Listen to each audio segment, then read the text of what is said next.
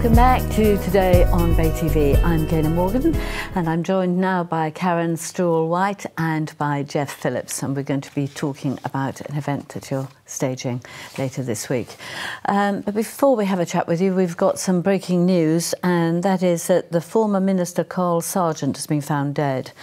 Welsh Labour's Carl Sargent faced party investigations into allegations about his personal conduct.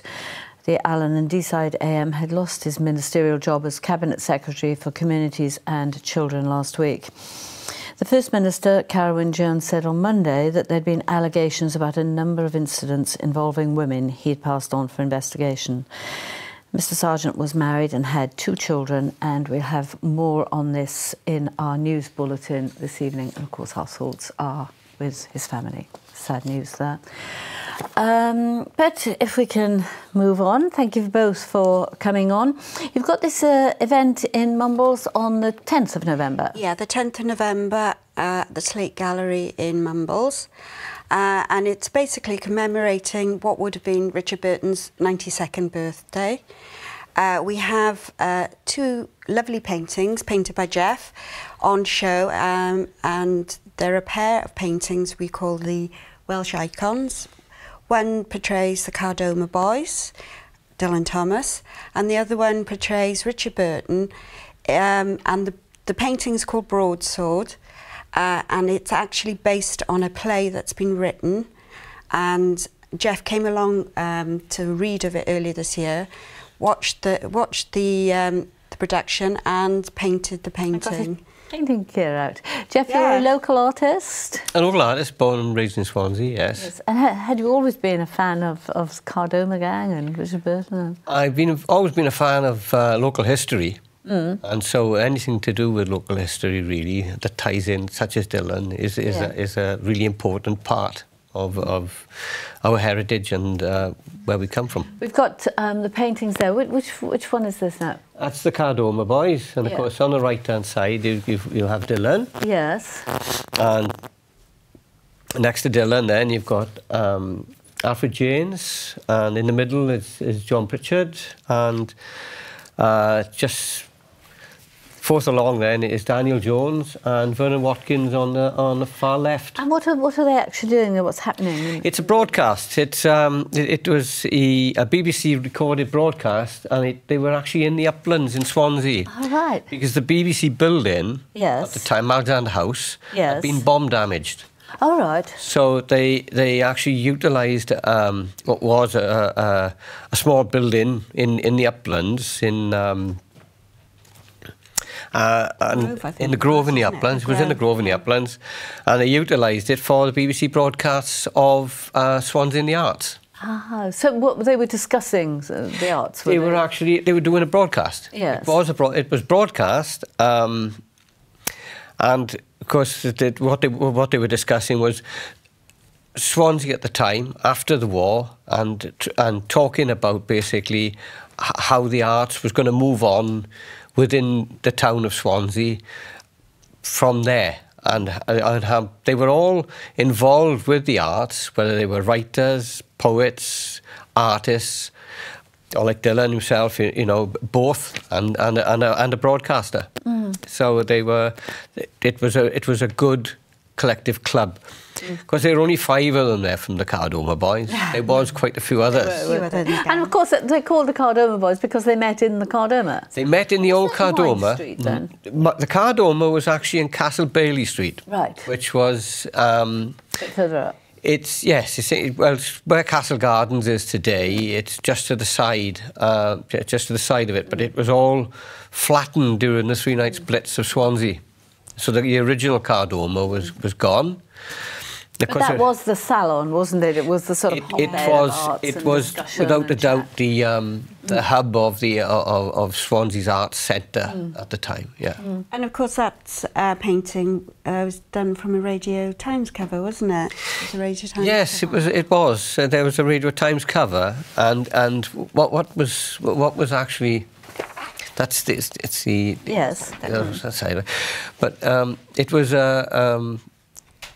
a little black and white shot of the cover, and I thought, oh, let's see. I was doing some work on Dylan Thomas at the time. I was involved in creating an exhibition, The Life and Times of Dylan Thomas. And I did 36 works on Dylan Thomas. 36? Well, before we go on to your other painting, you've brought in some drawings. What? These are pencil drawings, yes. and these are going to be raffle. Would you like to show us? These are going to be the raffle prizes for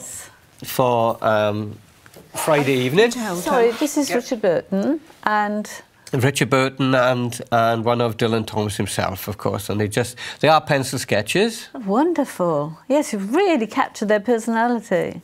Pencil sketches, and what I've done, I've actually signed them for the date on Friday, so whoever gets them will remember the event quite well. A charity raffle on Friday. Charity raffle. And those are the prizes. Yeah, those are the prizes. Yeah. And did you have a picture to draw them from, or? I've got so much information on. So it's all in your head. It's all in there. So, but I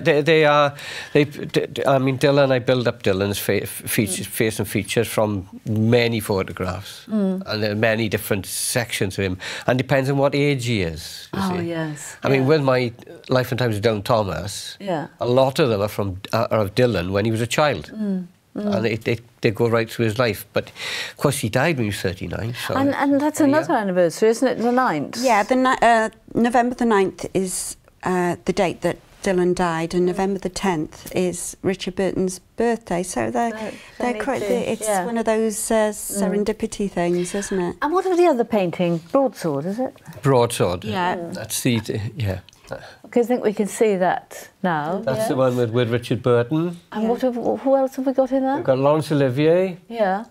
John Gielgud and Ralph Richardson. And who's the lady? Well, she's a character in the play because Broadsword is based. The painting is based on a play, and the play is based on a real life event that happened. This is the only time these actors appeared together on screen in a film. The film was called Wagner, and it was filmed in the 80s, and unfortunately, all those gentlemen have died. Yeah, but the director of the film, Tony Palmer, still alive, and he has told the stories of when these men got together. In the evenings, they used to get really bored. They stayed in this beautiful hotel called the Palais Schwarzenberg. And they didn't go for a drink? Well, they had their own private parties, and they'd have competitions on who gave the best parties. And the play is based on one night when they all met, and on what Tony Palmer has told the writer that happened. Very dramatic, and it's been. So you must have had a bit of a twinkle in your eye when you were painting it then. Oh, it's a bit of fun, that, isn't it? I mean, I watched the play, and of course it enthused me for. I thought, well, I can do a real good one on this. I can do a nice take on it. As we had a little chat, chat with Karen, and And the exciting thing is the play is now with producers in London, and hopefully be staged next year. So quite a well-known producer in London loved it and wanted to produce it. So it's very exciting. So that's and hence the that painting is based in London normally. So next week, well, from Friday onwards, when it'll be on. Show at the Slate Gallery will be the only time the two paintings will be seen together. So it's a wonderful opportunity. Yes. So what was your involvement in this from the beginning, Karen?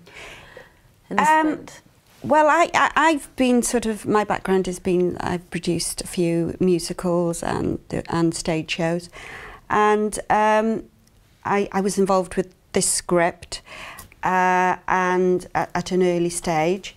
And I met Jeff via, it was via the Cardoma Boys painting. Many years ago. Yeah, many years ago. And he's always been, we've always kept in contact, appreciate what each other do. And we support one another.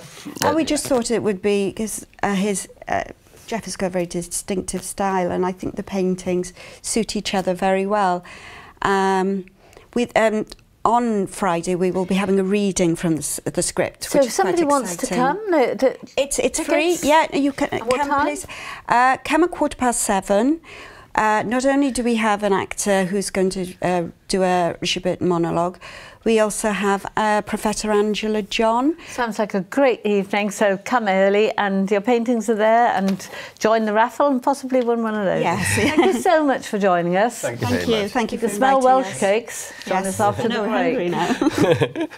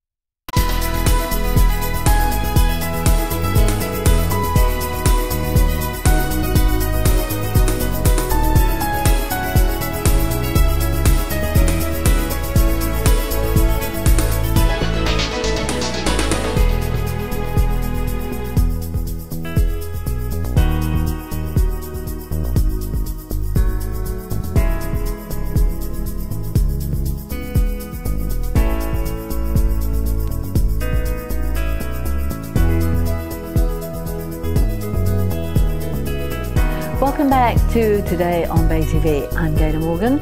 I'm joined now by Sian and Rob Owen from the Channel 4 series My Kitchen Rules.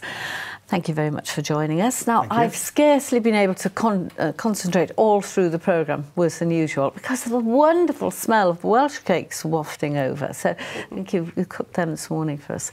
But the background is that you're on this programme, aren't you, My Kitchen Rules. Can you tell us about that? So My Kitchen Rules is a competitive show and 4 regions of the UK compete against each other. There are 20 cooking couples and Rob and I are best friends. We've been friends for 25 years and so we decided to apply for the show back last January. Yeah, and there was a few processes that we had to go through first of all. So we did an interview with the production team and then they came to the house to film us and Making an omelette. Just to make sure we could actually cook. Sounds like the best way to not be best friends any longer. But it is working, is it? Yours was soggy in the middle. Oh, come on, Shad. I suppose it depends which way you prefer your omelette, doesn't it? Absolutely. Yes, yeah. So what's happening? Is the show going out now? Or? So the show has been going out for the last couple of weeks. So it's been recorded? Yes, all been recorded. And so last night we were on our Mansion Rounds episode. Yeah, which is the second round of the competition, but we can't divulge at this stage, unfortunately, how far we get. But you know, if people tune in the rest of this week, they can see how well we do. Yeah. So it continues through the week, different parts. Channel 4, 1 o'clock in the afternoons, Monday to And you're Friday. both local? Yes. Yeah. I come from Llangefellach. All right. Yeah. Lovely. Couldn't be more local, really, and you? I'm from Pentlygair. Oh, lovely. And have you traditionally been cooking together? Yes. Oh, lovely. Well, perhaps we can... I'm sure you're going to give me a taste of these lovely Welsh cakes, but perhaps we can see some of the work that went into it a little earlier, as they say, one I did earlier. Now, OK, so what have we got here? So I prepared the dough this morning and cut them out, and then I brought them in to cook them off nice and fresh for you on the griddle. And here Rob is placing them on the hot griddle, because it needs to be hot, 2 to 3 minutes on each side, so that they go nice and brown and charred. Is that part of the competition, or have you just done it for us? We've just done this for you.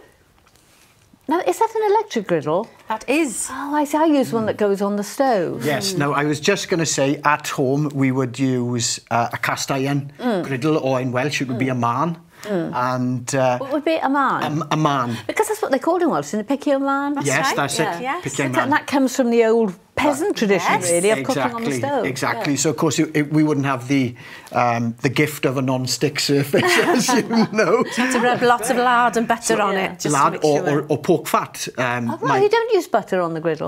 No, butter has a tendency to burn a little I bit, and you see. get that blackening. So What's the secret of getting the right consistency? I love to make Welsh cakes, except I eat them as they're coming off. But mine are always never seem to keep their shape. Just roll them out nice and thin, because they do puff up when they rise, when they're cooking. Otherwise, they're a bit too thick and then they're a bit doughy in the middle. You've got to get the right consistency, haven't you, to make the shape? Yes, make sure the dough's not too wet. And now in this dough, we've used Merlin liqueur, which is our very own Welsh version of Baileys. And so these are a little bit extra special. So I can't eat too many before I drive home. No. you should be okay for the first half dozen. I can see you're just talking very earnestly there. What were you discussing? We're probably talking at that point in terms of how our mothers and grandmothers used to cook them, and talking about the man, and you know, sort of getting the surface of the man non-stick with a bit of pork fat, you know, straight off the pan. And how do you know when they are cooked through? As you're turning those, they're not quite brown on the side, are they? On the underside? You know they're cooked when they've puffed up and they're nice and risen and they're nice and evenly brown on both sides. 2 to 3 minutes, if they haven't been rolled too thick, should be sufficient. And they will give a little bit in the middle if they're not quite cooked through. So if you just give them a little squeeze on the top, if they give a little too much, then they're not quite done. Are you tempted to eat them as you go along? Yes, although everybody says they smell nice, but when you're cooking them, you can't actually smell them yourself. Really? I've never had that problem. Personally, I'm not a lover of Welsh cakes, really? believe it or not. No, it's a textural thing for me. I love the raisins and the currants or sultanas, whatever people choose to put in them. But I'm just not a lover of it. I notice you're sprinkling sugar on them. Some people don't like. My husband doesn't like the sugar on them. Oh, right. But if you don't put the sugar on when they're cooking, it's too gritty, isn't it? Yes. Yeah. We've actually put cinnamon sugar on them. All right. To give that nice sort of Christmassy smell. And do you buy cinnamon sugar or do you put cinnamon in? I just mix some sugar and cinnamon together. Just make sure you've got equal quantities, so it's a nice strong smell then. It's nice and fragrant. So did you learn to make Welsh cakes along with your mums? And Oh, yes, yeah. I mean, it was a family tradition. You go away on holidays, my mother would make Welsh cakes. There'd be some sort of social event, my mother would make Welsh cakes. If somebody died in the village, my mother would make Welsh cakes. do you bicker as you go along or do you always get on? No, we've seemed to have No, got along on the show, haven't we? no, we've been- I think I shouted at you once. Yes, and that's because last night I was going to double dip with the spoon, Yes. with a double dip. So you've tasted something that you've cooked. I'm going to put the spoon back in Oh, a you mustn't second. do that. To tell him off. I know, so... He doesn't normally do it, but it was just in the heat of the moment, not thinking. So who takes what role, for example, doing the Welsh cakes there? Who was taking what role?